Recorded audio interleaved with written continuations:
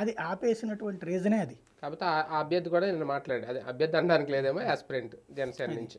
కాబట్టి అక్కడ బేసిక్ సమస్యల్లా కూడా అందరూ అనుకున్నటువంటిదే. ఉమ్. కాకపోతే ముందుగానే ప్లాన్ చేశారు ఇది. జగన్ని టార్గెట్ చేయడం కోసమే ఈ సభ పెట్టారు అనేది, ఇప్పుడు ఆయన ఒక హిట్లరు, మీరందరూ ఆయనకి సపోర్ట్ చేశారు నేను చెప్పాను అంటే, జగన్ తిట్టడం కోసం ఇద్దరు కలిసి అంత పెద్ద సభ పెట్టడం అవసరమా? అంటే సింపుల్ లాజిక్, ఇంకేం మాట్లాడతారు? వీళ్ళు అజెండా చెప్పొచ్చు, వీళ్ళు మేనిఫెస్టో చెప్పొచ్చు, ఇంకా ఏ పథకాలు చెప్పొచ్చు, ఇవి చాలా ఉన్నాయి కదా చెప్పడానికి. ఎన్నికల ముందు ఇంకా పెద్ద టైం ఏం లేదు కదా. ఏముంది ఇద్దరిది కలిపి పథకాలు అసలు?